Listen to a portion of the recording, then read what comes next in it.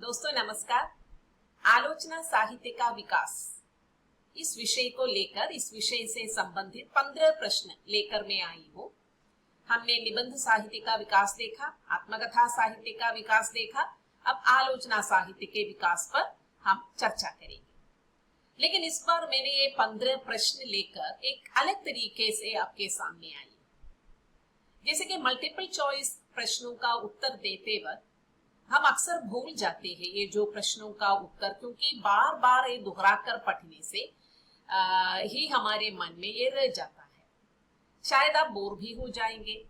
तो इससे बचने के लिए मैंने एक अलग तरीका अपनाया। मैंने ये शुरुआत में ही आपसे कहा था, जैसे ही आप एक प्रश्न का उत्तर देंगे या आप एक प्रश्न का उत्तर आप दोहराएंगे या रिविजन करेंगे, उसमें जो 4 ऑप्शंस है उन चारों ऑप्शन से संबंधित बाकी सारी बातें जानकर आप आगे बढ़िएगा। यानी कि अगर एक प्रश्न का उत्तर उन ऑप्शन में से कोई एक है तो वो तो आपको मालूम हो जाएगा।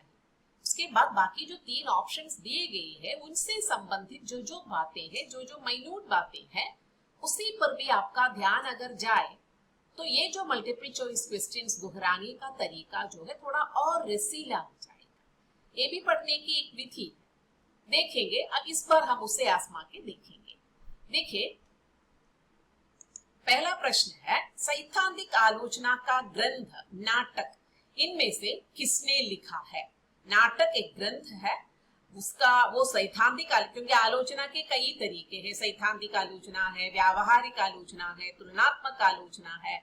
तो इसी तरह कई प्रकार के आलोचना है। सैद्धांतिक आलोचना माने साहित्य के जो सिद्धांत जो है, आदर्श जैसे काव्य शास्त्र के सिद्धांत के रूप में साहित्य रचना संबंधी जो सिद्धांत जो है उसी के आधार पर या उस पर आलोचना करना वही है। तो उस ऐसे सैद्धांतिक आलोचना का एक ग्रंथ है नाटक। तो इनमें से किसने लिखा है? Option A Bharatendu, B Premdhan, C Shrinivas Das, D Balkrishna Bhatt. उत्तर है भारतेंदु। भारतेंदु ने सैद्धांतिक आलोचना का ग्रंथ नाटक लिखा है।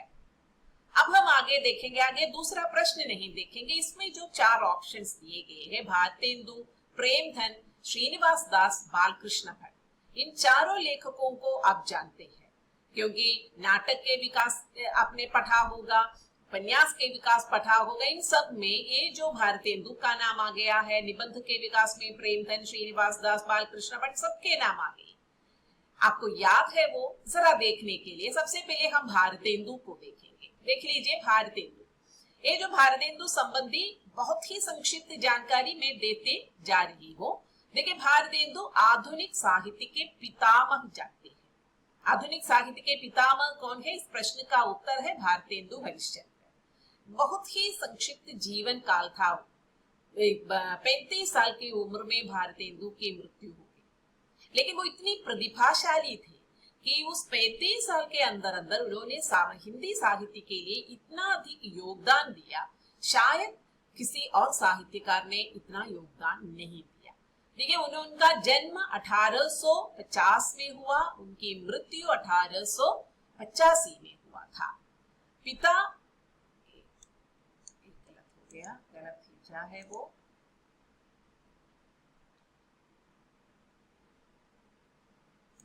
पिता गोपाल चंद्र, जिनके द्वारा लिखित नहुष हिंदी का प्रथम नाटक माना जाता है। उनके पिता का नाम था गोपाल चंद्र।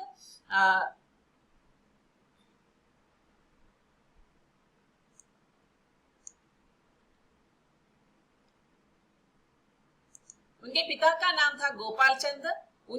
गोपाल चंद्र द्वारा लिखित नहुष जो है हिंदी का पहला नाटक माना जाता है।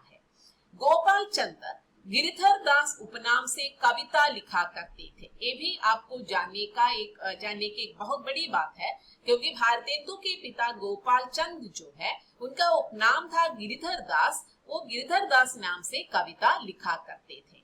असली नाम हरिश्चंद्र, भारतेंदु उनकी उपाधि थी। यानी कि भारतेंदु हरिश्चंद्र उनका असली नाम नहीं था, उनका असली नाम जो है हरिश्चंद्र था। उनको भारतेंदु की उपाधि दी गई थी। भारतेंदु माने भारत का इंदु, भारत का चांद, ऐसा ही उसका विग्रह है। भारतीय नव जागरण के अग्रदूत है वे।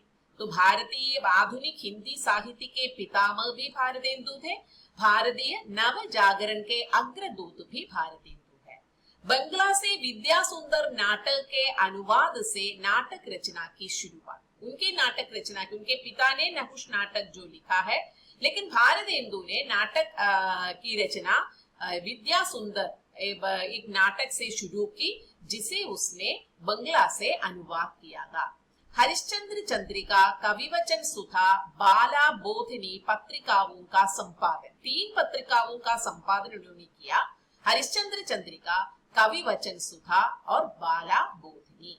बाला बोधिनी स्त्री शिक्षा के लिए निकाली गई एक पत्रिका है। देखो उस जमाने में स्त्री शिक्षा के लिए निकाली गई पत्रिका है बाला बोधिनी, जिसका संपादक कौन है? भारतेंदु हरिश्चंद्र। वैष्णव भक्ति के प्रचार के लिए तदीय समाज की स्थापना की, जैसे कि आजकल जो क्लबों की स्थापना होती है उसी तरह है एक तदीय समाज, जो वैष्णव भक्ति के प्रचार के लिए भारतेंदु द्वारा स्थापित एक समाज है। उनकी साहित्य सेवा के सम्मान के रूप में काशी के विद्वानों ने उन्हें 1880 में भारतेंदु यानी कि भारत की चंद्रमा की उपाधि प्रदान की। क्योंकि इतने सारे योगदान उन्होंने दिया है, तो इसलिए उन्होंने भारतेंदु की उपाधि दी गई थी। आगे देखिए, आगे उनकी रचनाएं हैं, आपको मालूम होगा लेकिन मैं दोहरा रही हूँ। नाटक देखिए, वैदिक हिंसा, हिंसा न भवति, भारत दुर्दशा, सत्य हरिश्चंद्र, श्री चंद्रावली, नील देवी, अंधेर नगरी आज भी हमारे पीजी क्लास में पढ़ने के लिए है।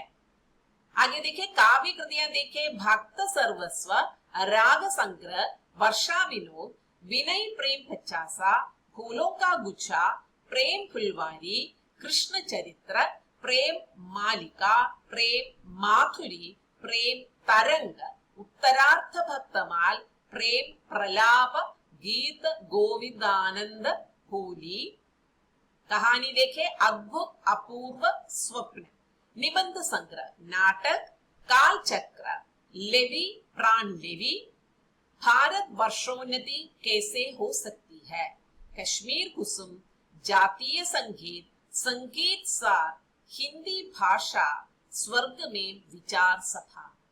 कितनी सारी कृतियां हैं, कितनी सारी रचनाएं उन्होंने की है। आत्मकथा देखिए, एक कहानी कुछ आप बीती कुछ जग बीती।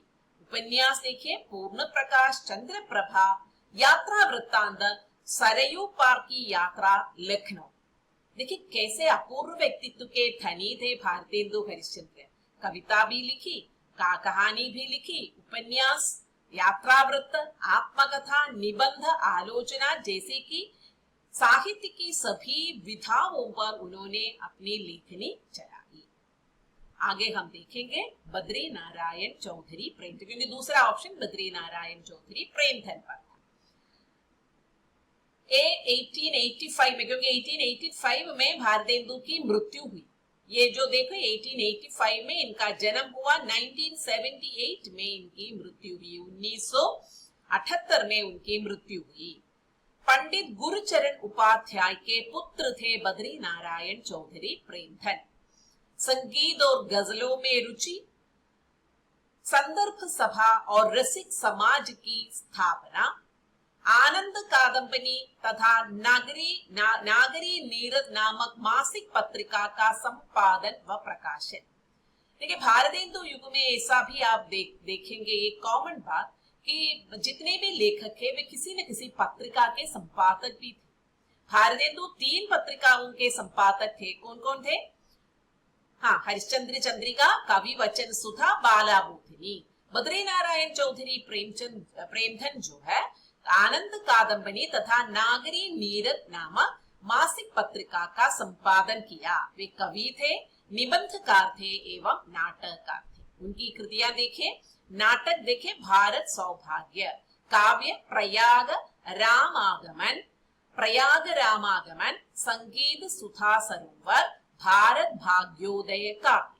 बद्री नारायण चौधरी प्रेमधन के बारे में संक्षिप्त जानकारी, ये जो बीच बीच में आप इसे दोहराते जाइएगा।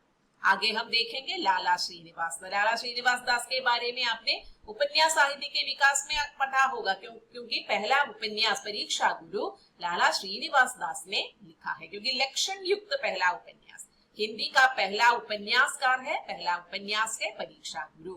उनका नाटक है प्रहलाद चरित, तप्ता संवरण, रणधीर, प्रेम मोहिनी, संयोगिता, स्वयंवर। आगे हम बालकृष्ण भट्ट, हमने निबंध साहित्य में बालकृष्ण भट्ट के बारे में खूब प्रश्नों का उत्तर दिया था, काफी प्रश्नों का उत्तर हमने उस समय दिया था। आज की हिंदी प्रधान कविता का जनक इन्हें माना जाए, एक पॉइंट है।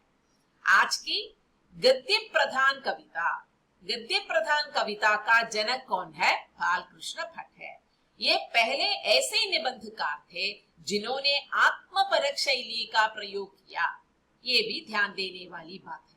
पहले ऐसे निबंधकार थे जिन्होंने आत्मपरक शैली का प्रयोग किया था। लगभग 32 वर्षों तक हिंदी प्रदीप का संपादन, देखो अगली एक पत्रिका है, बालकृष्ण भट्ट भी किसी पत्रिका के संपादक है, वो भी हिंदी प्रदीप है। लगभग 32 वर्ष तक 32 इयर्स वे इसके संपादक थे। काशी नागरिणी प्रचारिणी सभा द्वारा आयोजित हिंदी शब्द सागर के संपादन में भी उन्होंने बाबू श्याम सुंदर दास तथा शुक्ल जी के, यानी रामचंद्र शुक्ल जी के साथ कार्य किया।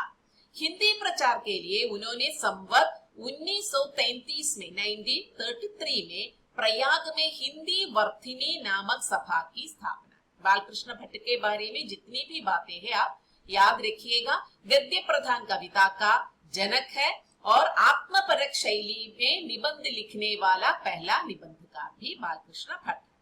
उनकी प्रमुख कृतियां देखें, निबंध संग्रह है साहित्य सुमन और भट्ट नैषद माला, भट्ट निबंध माला, आत्मनिर्भरता। उपन्यास देखें, नूतन ब्रह्मचारी, 100 अजान एक सुजान, रहस्य कथा। मौलिक नाटक, दमयंती स्वयंवर, बाल विवाह, चंद्रसेन, रेल का विकट खेल आदि। अनुवाद देखे, भट्ट जी ने बंगला तथा संस्कृत के नाटकों के अनुवाद भी किए, जिनमें वेणी संहार, मृच्छकटिक, पद्मावती आदि प्रमुख है। दूसरा प्रश्न देखिए, पहला प्रश्न हमने अभी पूरा किया है। पहला प्रश्न और उसके साथ साथ जितने भी ऑप्शंस है उन ऑप्शंस के बारे में हमने देखा। तो जैसे कि इतना समय लेकर आप एक एक प्रश्न का उत्तर ढूंढते जाइएगा तो यही अच्छा रहेगा आपके लिए। देव और बिहारी नामक पुस्तक के लेखक कौन है? एक जमाना था इस तरह के तुलनात्मक आलोचना काफी हुआ करते थे। तो देव और बिहारी रीति काल के दो प्रमुख कवि है, उन दोनों के बीच तुलना करने की एक रीति ही चली गई। तो ऐसे ही देव और बिहारी नामक पुस्तक, इसका लेखक कौन है? लाला भगवान दीन, कृष्ण बिहारी मिश्र, विश्वनाथ प्रसाद मिश्र, महावीर प्रसाद द्विवेदी। तो इसका उत्तर है कृष्ण बिहारी मिश्र, बी। अब हम देखेंगे लाला भगवान दीन कौन है। डॉक्टर श्याम सुंदर दास और आचार्य रामचंद्र शुक्ल के ये प्रमुख सहयोगी रहे थे। उनकी प्रमुख रचनाएं हैं धर्म और विज्ञान, वीर प्रताप, वीर बालक, इनकी प्रारंभिक रचनाएं हैं। रामचंद्रिका किसकी रचना है? केशवदास की। कवि प्रिया, रसिक प्रिया, ये सब केशवदास की रचनाएं हैं। कवितावली बिहारी सत्सई की प्रामाणिक टीकाएं भी इन्होंने लिखी। तो इनकी टीका, कृष्ण बिहारी मिश्र की टीका ही प्रामाणिक माने जाती है। नवीन बीन तथा नदी में दीन, लाला भगवान दीन के काव्य रचना संग्रह, उनके काव्य संग्रह है नवीन बीन और नदी में दीन। आगे किसका है? कृष्ण बिहारी मिश्र। देव और बिहारी नामक पुस्तक के रचयिता कृष्ण बिहारी मिश्र है। कृष्ण बिहारी मिश्र कौन है? देखे, उनकी मुख्य कृतियां है पत्रकारिता संबंधी उनकी कृतियां कौन कौन से है? हिंदी पत्रकारिता, जातीय चेतना और खड़ी बोली साहित्य की निर्माण भूमि, गणेश शंकर विद्यार्थी, पत्रकारिता इतिहास और प्रश्न।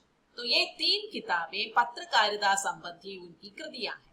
वे ललित निबंध लिखा करते थे। उनके ललित निबंध संग्रह है बेहया का जंगल, मकान उठ रहे हैं, आंगन की तलाश, अराजक उल्लास, गौरैया ससुराल गया। अब विचार प्रधान निबंध संग्रह देखें।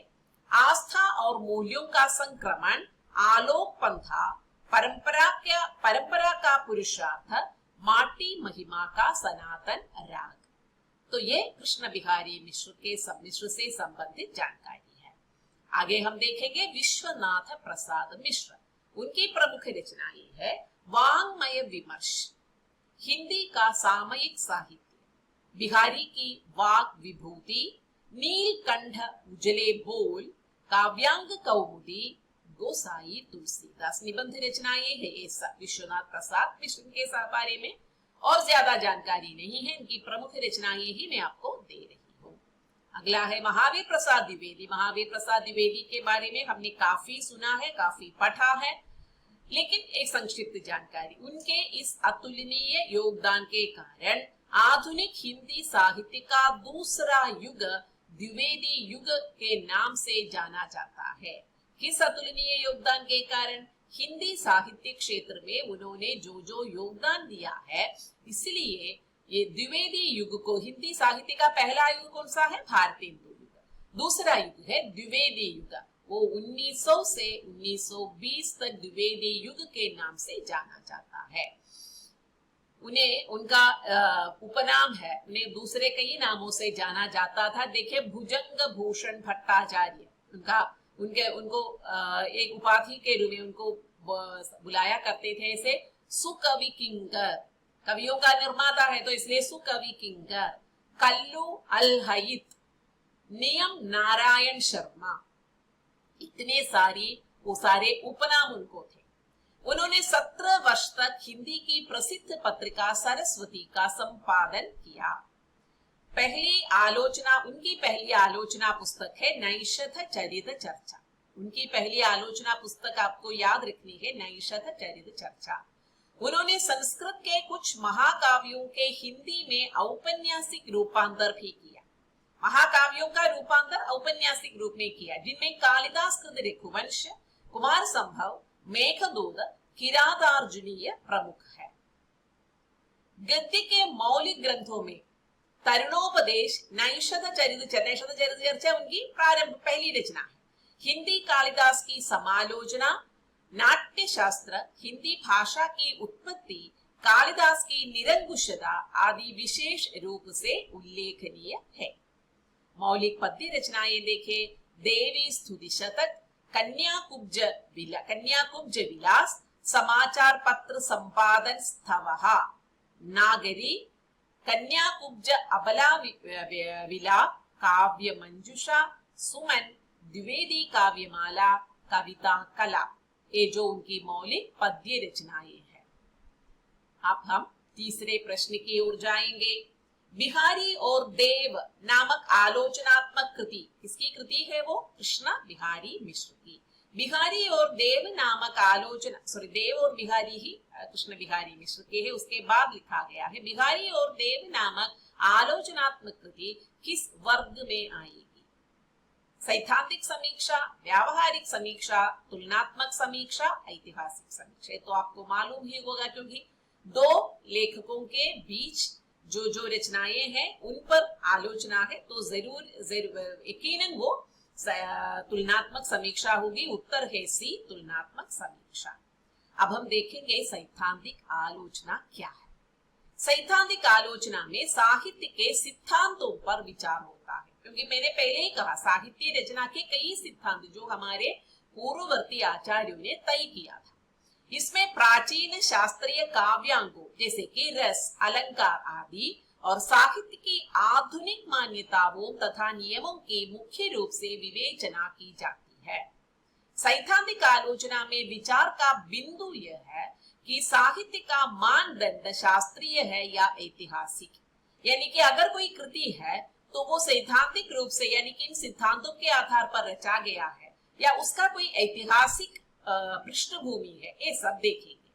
मानदंड का शास्त्रीय रूप स्थिर और अपरिवर्तनशील होता है, किंतु मानदंडों को ऐतिहासिक श्रेणी मानने पर उनका स्वरूप परिवर्तनशील और विकासात्मक होता है। यानी कि अगर वो ऐतिहासिक है तो उसमें बीच में ये जो लेखक की कल्पना भी आ जाती है। आगे हम देखेंगे अन्य कौन सी आलोचना है? व्यावहारिक आलोचना। सिद्धांतों को कृतियों पर लागू करके कृतियों की आलोचना की जाती है तो वो व्यावहारिक आलोचना है। यानी कि सैद्धांतिक आलोचना में सिद्धांतों पर ही विचार होता है। यानी कि किसी कृति है तो उसका रस क्या है, अलंकार क्या है, उनमें किस रीति पर वो रचना हुई है, ये सब। लेकिन ये व्यावहारिक आलोचना ये प्रासंगिक है या नहीं, ये इसके लिए उचित है या नहीं, ये क्योंकि वर्तमान समय के या समाज के या विषय के अनुरूप है या नहीं, या कभी कभी रस और अलंकार जानबूझकर उसमें धोपा जाता है। तो व्यवहारिक आलोचना पर उन सब पर आलोचना होती है। यहाँ इस तरह के अलंकार की अब कोई जरूरत नहीं, ये कवि अपना पांडित्य दिखाने के लिए किया गया है, ये सारी बातों पर जैसे कि व्यावहारिक आलोचना होती है। अब तुलनात्मक समीक्षा तो आपको मालूम ही है। तुलनात्मक समीक्षा में विभिन्न भाषाओं के साहित्य सिद्धांतों का विस्तृत अध्ययन होता है। यानी विभिन्न भाषाओं के कृतियों को की तुलना हो जाती है, विभिन्न भाषाओं के लेखकों की तुलना हो जाती है, लेखन शैली की तुलना हो जाती है। अब ऐतिहासिक समीक्षा, इसमें ऐतिहासिक तथ्यों के आधार पर कृतियों की आलोचना की जाती है। यानी कि उदाहरण के लिए स्कंदगुप्त प्रसाद का एक नाटक है, तो उनमें इतिहास कितना है, कितनी कल्पना है, इन सब पर आलोचना हो जाती है। तो वो चार ऑप्शंस में सैद्धांतिक आलोचना, व्यावहारिक आलोचना, तुलनात्मक आलोचना और ऐतिहासिक आलोचना पर हमने अभी देखा, भी आपको मालूम हो गया ये चार प्रकार की आलोचना क्या क्या है। अब बिहारी और देव, देखिए देव और बिहारी हमने देखा कृष्ण बिहारी मिश्र का है। जैसे कि वो कृष्ण बिहारी मिश्र ने वो आलोचनात्मक ग्रंथ लिखा, उसके उत्तर रूप में बिहारी और देव नामक एक रचना निकली। उसको लेखक किस लेखक की है? लाला भगवान बेन, कृष्ण बिहारी मिश्र, विश्वनाथ प्रसाद मिश्र, भारतेंदु। उत्तर है लाला भगवान बेन। देखिए ये चार ऑप्शंस अभी जो आपको मिला है, इन चारों ऑप्शंस के बारे में हमने पहले ही देख चुकी है। तो यही होता है, क्योंकि आप जब ये जो उत्तर देते जाएंगे तो वो लेखकों के बारे में भी आप पढ़ते जाएंगे, तो आगे आगे देख लीजिए आपका ये जो याद जो है तो वो ताजा होता रहेगा। तो आपको दोबारा रिवीजन ऐसे करने पर आपको बोर नहीं हो जाएगा, आप बोर नहीं हो जाएंगे। जैसे कि ये जो मल्टीपल चॉइस जो क्वेश्चंस जो है उसका उत्तर देते हैं। इसलिए हम सीधे पांचवा प्रश्न की ओर जाएंगे, क्योंकि उसमें जितने भी ऑप्शंस है, लाला भगवान बेन हो, कृष्ण बिहारी मिश्र हो, विश्वनाथ प्रसाद मिश्र हो, भारतेंदु हो, इन सब के बारे में हमने अभी अभी देखा है। अब देखेंगे समालोचना आदर्श के रचनाकार कौन है। ये रामचंद्र शुक्ल, बी बाबू जगन्नाथ दास रत्नाकर, सी जयशंकर प्रसाद, डी महावीर प्रसाद द्विवेदी। उत्तर है बी बाबू जगन्नाथ दास रत्नाकर। अब हम देखेंगे रामचंद्र शुक्ल के बारे में संक्षिप्त जानकारी। रामचंद्र शुक्ल कौन थे? आलोचक थे, निबंधकार थे, साहित्य इतिहासकार थे, क्योंकि हमने रामचंद्र शुक्ल के साहित्य का इतिहास हमने पढ़ा है। कोशकार थे, अनुवादक थे, कथाकार थे और कवि थे। उनके द्वारा लिखी गई सर्वाधिक महत्वपूर्ण पुस्तक है हिंदी साहित्य का इतिहास। हिंदी में पाठ आधारित वैज्ञानिक आलोचना का सूत्रपात उन्हीं के द्वारा हुआ। तो ये आपको याद रखने की बात है, पाठ आधारित वैज्ञानिक आलोचना का सूत्रपात उन्हीं के द्वारा हुआ। भाव मनोविकार संबंधित मनोविश्लेषणात्मक निबंध उनके प्रमुख हस्ताक्षर। हमेशा पूछा जाता है भाव और मनोविकार संबंधी आलोचनात्मक कृतियां लिखने वाले निबंधकार या निबंध लिखने वाले कौन है? उसका उत्तर है रामचंद्र शुक्ल। आनंद कादंबनी के सहायक संपादक के रूप में काम किया, क्योंकि आनंद कादंबनी के संपादक कौन थे हमने पहले देखा, बद्री नारायण चौधरी प्रेमधर। तो उस समय सहायक संपादक के रूप में इन्होंने भी उनका साथ दिया था। तो वे पेशे में कौन थे? लंदन मिशन स्कूल में ड्राइंग अध्यापक रहे थे रामचंद्र शुक्ल। वे नागरी प्रचारणी सभा के भी संपादक रहे। काशी हिंदू विश्वविद्यालय में हिंदी प्राध्यापक नियुक्त हुए, जहां बाबू श्याम सुंदर दास की मृत्यु के बाद 1937 से जीवन के अंतिम काल तक विभाग अध्यक्ष का पद सुशोभित किया था। मौलिक कृतियां, तीन प्रकार की मौलिक कृतियां हैं। आलोचनात्मक ग्रंथ देखिए, सूर, तुलसी, जायसी पर की गई आलोचनाएं, काव्य में रहस्यवाद, काव्य में अभिव्यंजनावाद, रस मीमांसा आदि शुक्ल जी की आलोचनात्मक रचनाएं। अब निबंधात्मक ग्रंथ देख लीजिए। उनके निबंध चिंतामणि के ग्रंथ, चिंतामणि नामक ग्रंथ 2 भागों में संग्रहित है। चिंतामणि के निबंधों के अतिरिक्त शुक्ल जी ने कुछ अन्य निबंध भी लिखे हैं, जिनमें मित्रता, अध्ययन आदि निबंध सामान्य विषयों पर लिखे गए निबंध है। मित्रता निबंध जीवनोपयोगी विषय पर लिखा गया उच्च कोटि का निबंध है, जिसमें शुक्ल जी की लेखन शैलीगत विशेषताएं झलकती है। क्रोध निबंध में उन्होंने सामाजिक जीवन में क्रोध का क्या महत्व है, क्रोध की मानसिकता जैसे संबंधित पहलुओं पर विश्लेषण किया है। ऐतिहासिक ग्रंथ है। हिंदी साहित्य का इतिहास उनका अनूठा ऐतिहासिक ग्रंथ है। अनूदित कृतियां देखिए। शुक्ल जी की अनूदित कृतियां कई है। शशांक उनका बंगला से अनूदित उपन्यास है, तो ये भी याद रखने वाली बात है। उनके अनूदित उपन्यास है शशांक। इसके अतिरिक्त उन्होंने अंग्रेजी से विश्व प्रपंच, आदर्श जीवन, मेगस्थनीज का भारतवर्षीय वर्णन, कल्पना का आनंद आदि रचनाओं का अनुवाद किया। आनंद कुमार शुक्ल द्वारा आचार्य रामचंद्र शुक्ल का अनुवाद कर्म नाम से रचित एक ग्रंथ में उनके अनुवाद कार्यों का विस्तृत विवरण दिया गया है। यानी कि शुक्ल जी के अनुवाद पर लिखा गया ग्रंथ कौन सा है पूछने पर वो ग्रंथ है आचार्य शुक्ल का अनुवाद कर्म। उसका लेखक है आनंद कुमार शुक्ल। आगे जगन्नाथ प्रसाद रत्नाकर। रत्नाकर जी की सर्वप्रथम काव्य कृति हिंडोला 1894 ईस्वी में प्रकाशित हुई। 1893 में साहित्य सुधा निधि नामक मासिक पत्र का संपादन प्रारंभ किया। देखो अगला पत्र का संपादक है पत्रिका का, जिसका नाम है साहित्य सुधा निधि। इन्होंने बिहारी रत्नाकर नाम से बिहारी सत्सई का संपादन किया।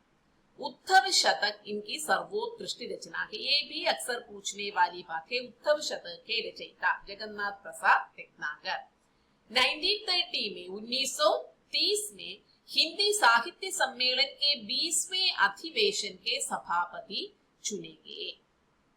आगे जयशंकर प्रसाद। सबको जयशंकर प्रसाद के बारे में काफी सारी जानकारी मालूम है, फिर भी यहाँ संक्षिप्त जानकारी में दे रही हूँ। हिंदी के कवि है, नाटककार है, उपन्यासकार है तथा निबंधकार है जयशंकर प्रसाद जी। वे हिंदी के छायावादी युग के 4 प्रमुख स्तंभों में से एक है। लेकिन उनके उपनाम अक्सर पूछा जाता है। झारखंडी उनका उपनाम है, कलाथर उनका उपनाम है, आधुनिक कविता के सुमेरु उनका एक विशेषण है, ये पूछा जाता है। और उसके साथ साथ वे सूखनी साहू के नाम से भी प्रसिद्ध थे। एक्चुअली ये सूखनी साहू उनके पिता के लिए प्रसिद्ध थे, लेकिन जयशंकर प्रसाद जैसे साहित्य में प्रसिद्ध या बहुत मशहूर लेखक हुए तो उनको भी सूखनी साहू के नाम से जाना जाता था। उन्होंने हिंदी काव्य में छायावाद की स्थापना की। देखो ये तीनों पॉइंट, यानी कि हिंदी साहित्य में छायावाद की स्थापना करने वाला कौन है? जयशंकर प्रसाद है। सूखनी साहू के नाम से विख्यात लेखक जो है वो भी जयशंकर प्रसाद है। झारखंडी, आधुनिक कविता का सुमेरु, कलाथर उपनाम, ये भी जयशंकर प्रसाद के लिए है। उनकी सर्वप्रथम छायावादी रचना है खोलो द्वार, जो 1914 में इंदु में प्रकाशित हुई। उन्होंने हिंदी में करुणालय द्वारा गीत नाट्य का भी आरंभ किया। गीत नाट्य का सब क्योंकि जो नाटक है, नाट्य कृति है, तो वो गीत नाट्य है, तो बीच बीच में वो गीतों का भी उसमें शामिल किया जाता है। उनकी कामायनी को छायावाद का उपनिषद कहते हैं। सुमित्रानंद पंत हिंदी में इसे, यानी कि कामायनी को क्या कहते हैं? हिंदी में ताजमहल के समान मानते हैं। कामायनी को हिंदी में ताजमहल के समान मानने वाला कवि कौन है? सुमित्रानंदन पंत। देखो जयशंकर प्रसाद के बारे में जो अलग सी मैंने कुछ जानकारी आपको दी। पद्य रचनाएं देखे, कानन कुसुम, महाराणा का महत्व, झरना, आंसू, लहर, कामायनी, प्रेम, पथिक। गद्य रचनाएं छाया, प्रतिध्वनि, आकाशदीप, आंधी, इंद्रजाल, कहानी संग्रह है, और कंकाल तितली इरावती जो है उपन्यास है, और नाटक है स्कंदगुप्त चंद्रगुप्त ध्रुव स्वामिनी जनमेजय का नागयज्ञ राजश्री कामना एक घूट। अब छठा प्रश्न है, कल्पना और आनंद किसके द्वारा एसे ऑन इमेजिनेशन का किया हुआ अनुवाद है? क्योंकि मूल कृति है एसे ऑन इमेजिनेशन, उसका हिंदी अनुवाद है जिसका नाम है कल्पना और आनंद, किसने किया है? बाबू श्याम सुंदर दास, नंद दुलारे वाजपेयी, जगन्नाथ प्रसाद रत्नाकर, रामचंद्र शुक्ल। इसका उत्तर है Ramchandra Shukla, D, option D Ramchandra Shukla, जिसने एसे ऑन इमेजिनेशन नामक अंग्रेजी कृति का, अंग्रेजी रचना का हिंदी में कल्पना और आनंद शीर्षक से उन्होंने उसका अनुवाद किया है। अब हम श्याम सुंदर दास पर जाएंगे। हिंदी के अनन्य साधक, विद्वान, आलोचक और शिक्षाविद थे। उन्होंने और उनके साथियों ने मिलकर काशी नागरी प्रचारिणी सभा की स्थापना की। हिंदी वैज्ञानिक कोश के निर्माण में भी योग दिया। हिंदी शब्द सागर के ये प्रधान संपादक थे, आपको याद रखिए। उनकी हिंदी सेवाओं से प्रसन्न होकर अंग्रेज सरकार ने राय बहादुर, हिंदी साहित्य सम्मेलन ने साहित्य वाचस्पति और काशी हिंदू विश्वविद्यालय ने डीलिट की सम्मान उपाधि प्रदान की। तो उनकी जो उपाधि दी है वो राय बहादुर उपाधि अंग्रेजी सरकार ने दी है। साहित्य वाचस्पति जो उपाधि दी है हिंदी साहित्य सम्मेलन ने, और डीलिट की उपाधि दी है काशी हिंदू विश्वविद्यालय। आगे नंद दुलारे वाजपेयी, छायावादी कविता के शीर्षस्थ आलोचक है नंद दुलारे वाजपेयी। उनका उपनाम के रूप में हिंदी के सौष्ठववादी आलोचक कौन है? नंद दुलारी वाजपेयी है। हिंदी के स्वच्छंदतावादी आलोचक कौन है? नंद दुलारी वाजपेयी है। वे कुछ समय तक भारत एक पत्रिका है उसके संपादक रहे थे। वाजपेयी जी ने अनेक आलोचनात्मक ग्रंथों की रचना की है, जिनमें प्रमुख है जयशंकर प्रसाद, आधुनिक साहित्य, हिंदी साहित्य 20वीं शताब्दी, नया साहित्य, नए प्रश्न, साहित्य एक अनुशीलन, प्रेमचंद एक साहित्य विवेचन, प्रकीर्णिका, महाकवि सूरदास, महाकवि निराला। ये उनके आलोचनात्मक ग्रंथों की सूची है। अब हम उसके बाद जो रामचंद्र शुक्ल है तो उसके बारे में हमने पहले ही देखा था, महावीर प्रसाद द्विवेदी के बारे में। अब सातवां प्रश्न है, साहित्य आलोचन कृति के रचनाकार कौन है?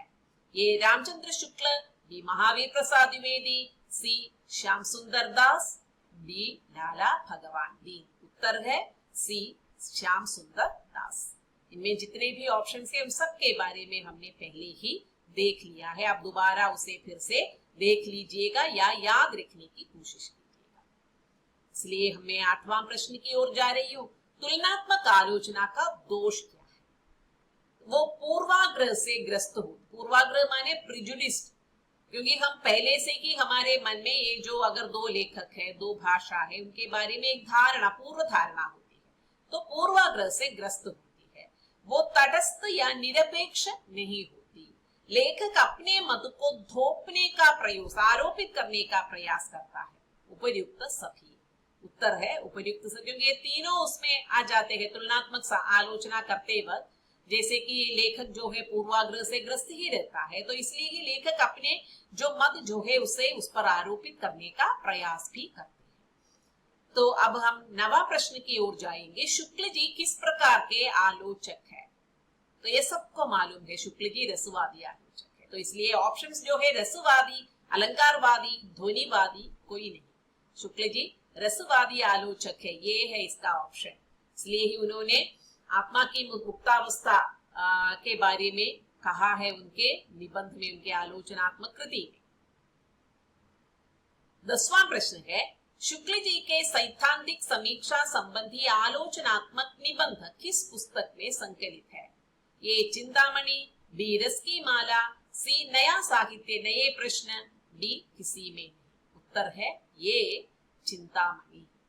तो इसमें जो चिंतामणि जो है इसके बारे में आपको थोड़ी सी जानकारी में देना चाहूंगी। आचार्य रामचंद्र शुक्ल द्वारा रचित हिंदी का निबंधात्मक या समालोचना संबंधी ग्रंथ है चिंतामणि। चिंतामणि के प्रमुख निबंध है। भाव या मनोविकार संबंधी निबंध देखे। भाव या मनोविकार उत्साह, श्रद्धा और भक्ति, करुणा, लज्जा और ग्लानि, घृणा, ईर्ष्या, भय, क्रोध। कविता क्या है? काव्य में लोक मंगल की साधनावस्था। ये प्रमुख निबंध है, चिंतामणि में संग्रहित है। पुस्तक का दूसरा भाग विश्वनाथ प्रसाद मिश्र के संपादन में प्रकाशित हुआ था। ये भी आप याद रखिए। चिंतामणि का तीसरा भाग भी है जिसे नामवर सिंह के संपादन में प्रकाशित हुआ था।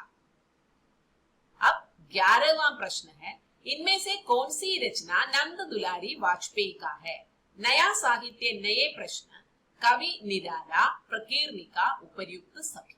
यानी कि ये तीनों नंद दुलारी वाजपेयी का है। उपर्युक्त सभी उसका आंसर है डी ऑप्शन।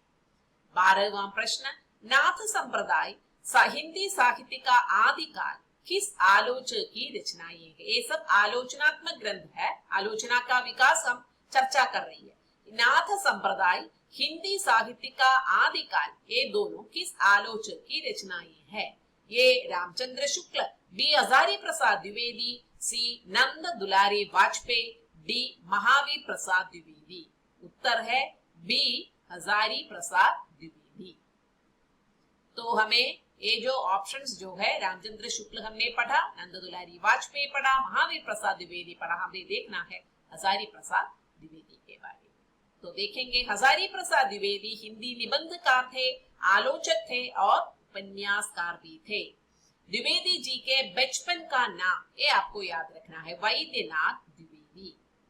1957 में 1957 में राष्ट्रपति द्वारा पद्म भूषण की उपाधि से सम्मानित किए गए थे। 1973 में आलोक पर्व निबंध संग्रह के लिए उन्हें साहित्य अकादमी पुरस्कार से सम्मानित किया गया। पूछा जाता है द्विवेदी जी के किस निबंध संग्रह पर उन्हें साहित्य अकादमी पुरस्कार मिला? उत्तर है आलोक पर्व।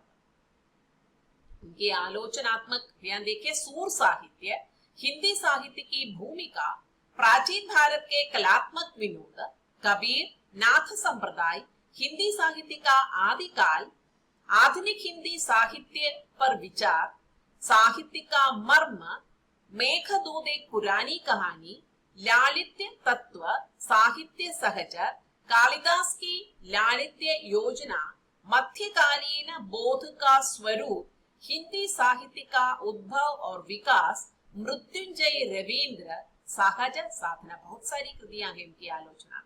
अब निबंध संग्रह देखिए, अशोक के भूल, कल्पलता, विचार और वितर्क, विचार प्रवाह, कुटज, विष के दंड, कल्पतरु, गतिशील चिंतन, साहित्य सहचर। उपन्यास देखिए, बाण भट्ट की आत्मकथा। जैसे कि आप हिंदी साहित्य के विद्यार्थी हैं तो आप जरूर बाण भट्ट की आत्मकथा पढ़िएगा, बहुत ही क्लासिक नॉवल है। चारुचंद्र लेखा, पुनर्नवा अनाम दास का था। अब हम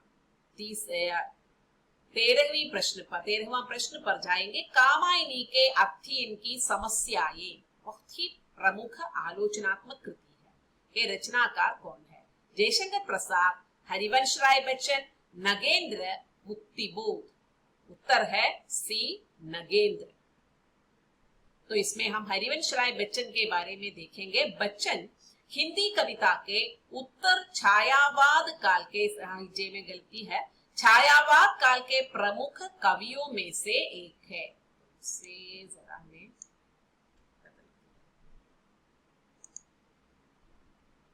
उनकी सबसे प्रसिद्ध कृति है मधुशाला। उन्होंने इलाहाबाद विश्वविद्यालय में अंग्रेजी का अध्यापन किया।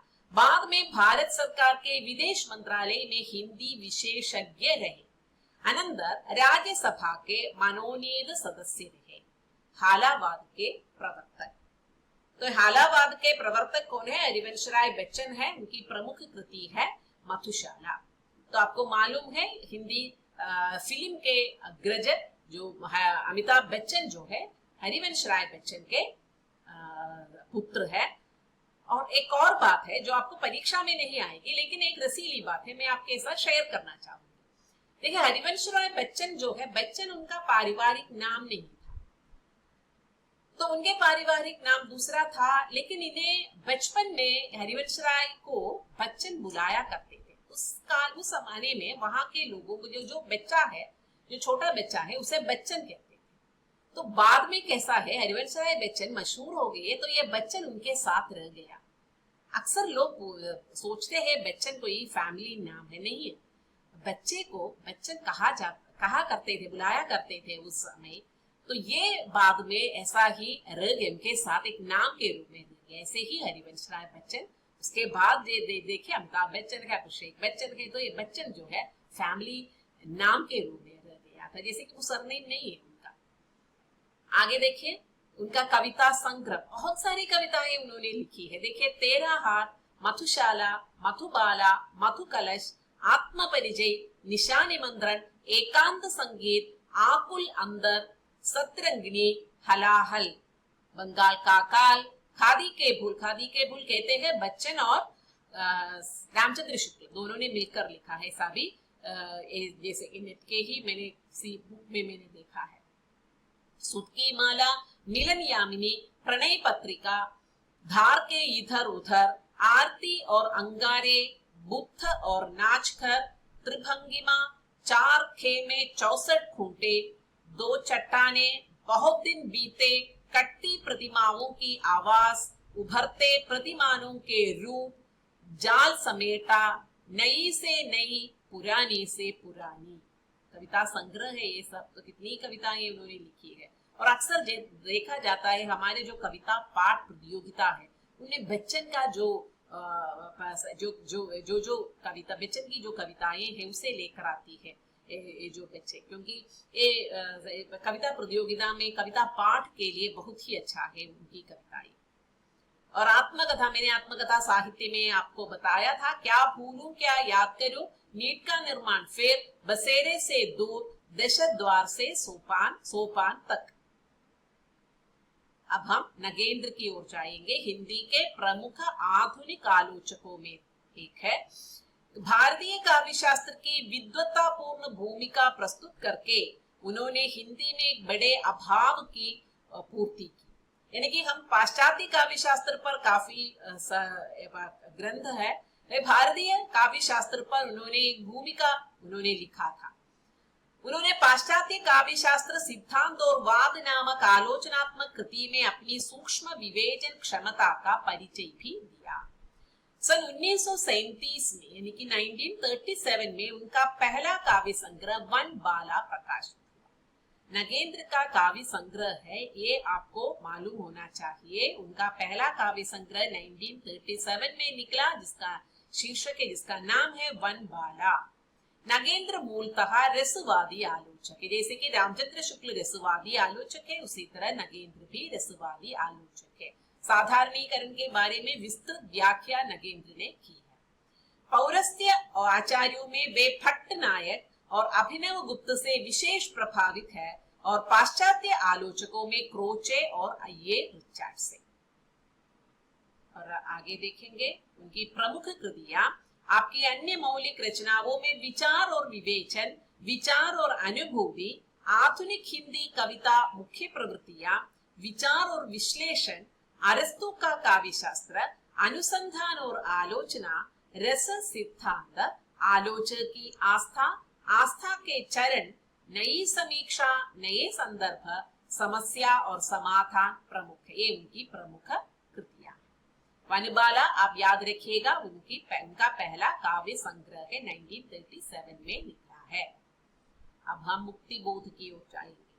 देखिए, हिंदी साहित्य में संघर्ष करने वाले कवियों में निराला और मुक्ति बोध है, क्योंकि जीवन भर वैयक्तिक संघर्ष काफी झेले थे मुक्ति बोध। लेकिन मुक्ति बोध का बचपन तो बहुत ही सुंदर बचपन था, लेकिन उसके बाद उनका जो जीवन जो है अक्सर संघर्षों में थे। और आपको मालूम है कि मुक्ति बोध की एक भी काव्य संग्रह उनके जीवन काल में नहीं निकला था।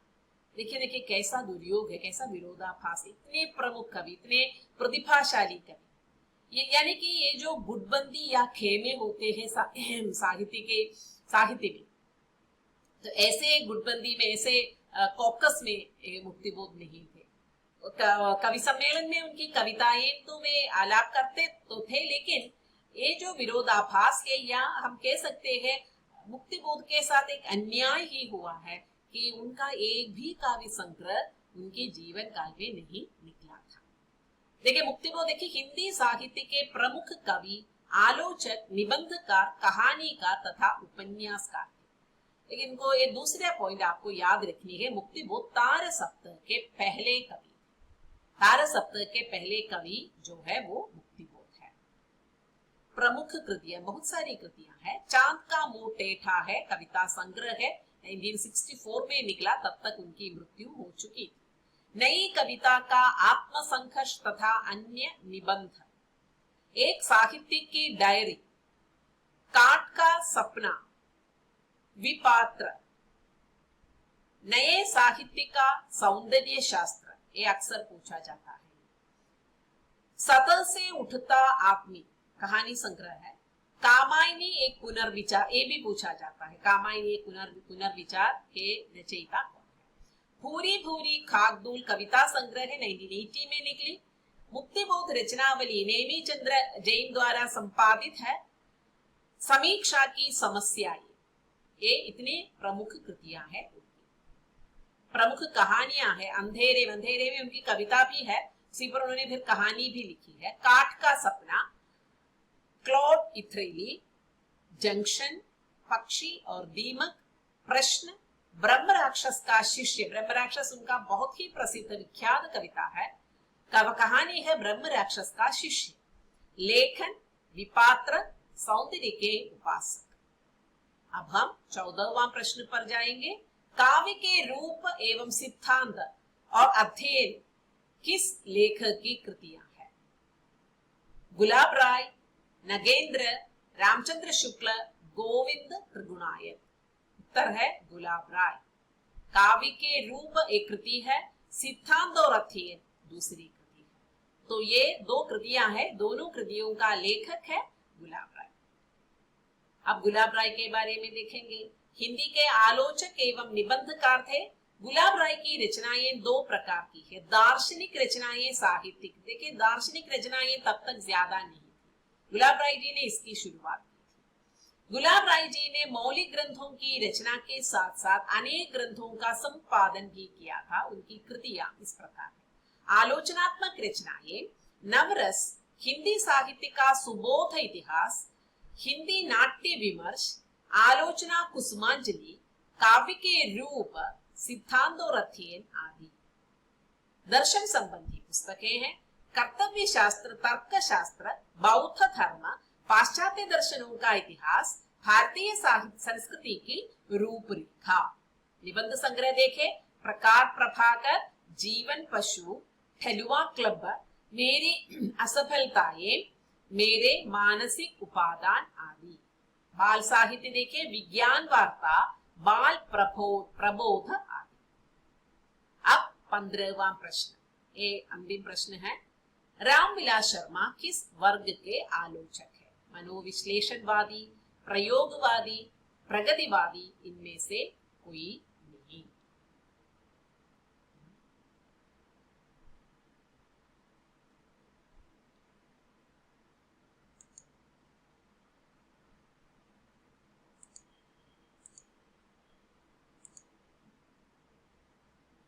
तो ये प्रगतिवादी आलोचक है रामविलास शर्मा।